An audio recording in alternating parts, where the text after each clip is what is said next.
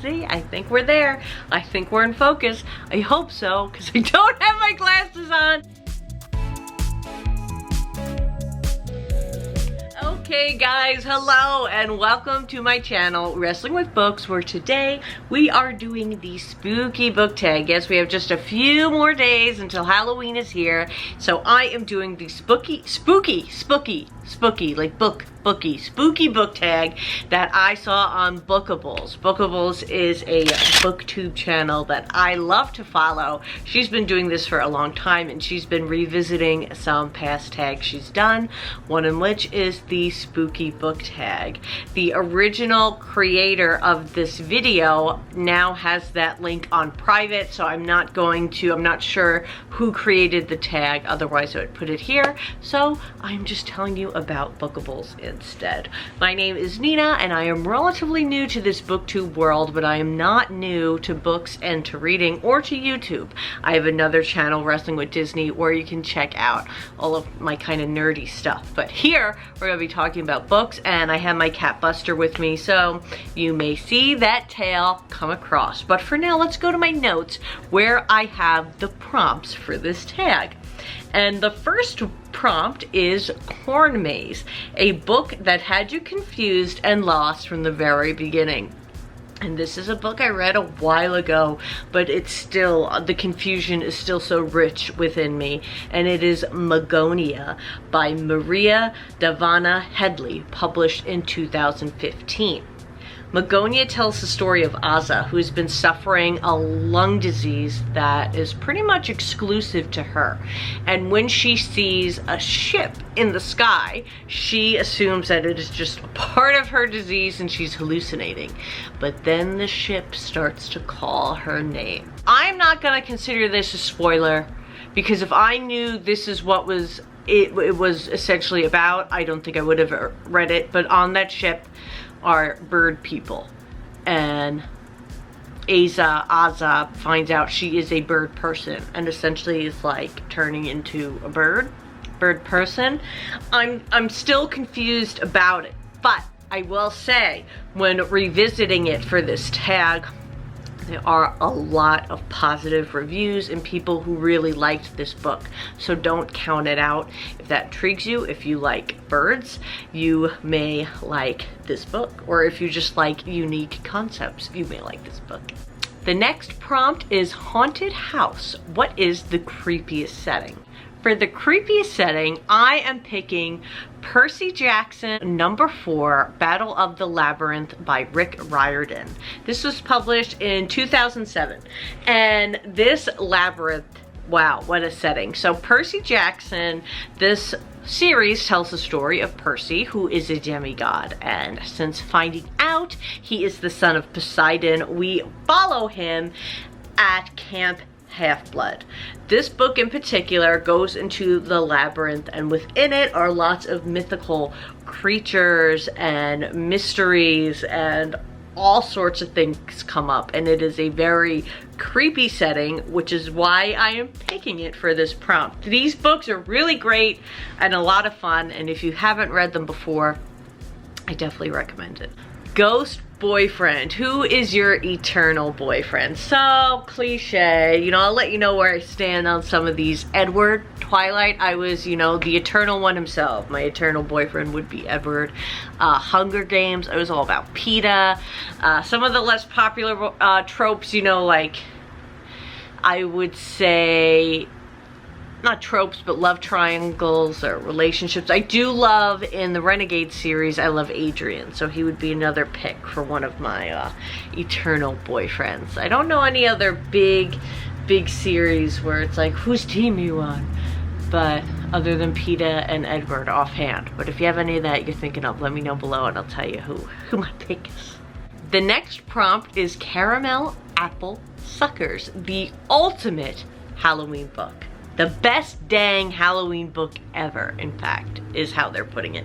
And I am selecting Wicked, the The Life and Times of the Wicked Witch of the West by Gregory Maguire, published in 1995.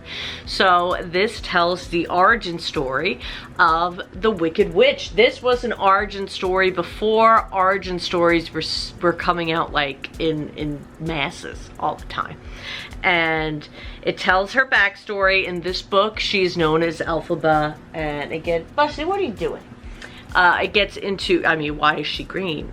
Is she born wicked or does she become wicked? What is the city of Oz really like? So you get a deep dive on all of these things. I would not compare it to the musical. I mean, obviously there's a lot of similar themes, relationships, and stories, but it is darker and deeper in the book, and I much prefer the book. Vampires and everything. What is your least favorite Halloween trope? And it would be exactly that. Vampires. Pumpkin and everything. Your favorite Halloween trope. So I like schools, like boarding schools, or, you know, I guess for Halloween it'd be like mythical schools like Harry Potter, Percy Jackson, Hex Hall. So things that take place at a school or boarding school. Oh, so if you have any suggestions other than those three, please let me know. I'd love to check them out. Ooh, next is Evil Incarnate, the most evil villain. And for that, I picked Ramsay Bolton. So of the Game of Thrones series, I picked book 5, A Dance with Dragons. This was published in 2011. That means it's been 10 years, George R.R. Martin. 10 years. 10 long, long years. I bet they've been longer for me than for you, because I've been busy waiting to read the next book and to see if he can redeem the end of the Game of Thrones TV series, because, you know, it was like so good, so good, so true to the books, and it was like, we're going our own way, we're going our own way, and I would like George to just bring the end back up. So that's what I'm hoping for. Number 7, did I skip anything? I don't think. Number 7 is Ouija Board, a book that messes with things you don't want to be involved in. So I am picking The Invisible Life of Addie LaRue by V.E. Schwab. And this tells the story of Addie LaRue, who essentially gets kind of misled when making a deal more or less with the devil. And, you know, she phrases it as, want to be free and things like that. But what ends up happening is that she lives forever, and by being free, nobody remembers her. Nobody who meets her remembers her. And then one day, somebody does. So that is the story of The Invisible Life of Addie LaRue, but I do not want to get involved in any sort of deal with any sort of devil. So that's why I picked it for this prompt. Full moon. Number 8, full moon. What character do you turn into on the full moon? So in the spirit of wolves, I am picking Malice, the Faithful and the Fallen, number 1 by John Gwynne. This was published in 2012. And Malice is a story of kings and warriors, of magic and betrayal, of giants and wolves. There is a wolven cub in Malice, and that's why I'm picking Malice. And if you like Game of Thrones, I think this is definitely another series you should consider visiting, because it will hold you over as we wait possibly another 10 years for Game of Thrones to ever continue. So number 9 is All Hallows Eve. The other world and this world have meshed for one night. What world would you love to be swept up in? So cliche, I'm picking Harry Potter, because, you know, I think of all the kind of spooky worlds, that's the one I would like to explore the most. You know, witches and wizards and Expecto Patronum.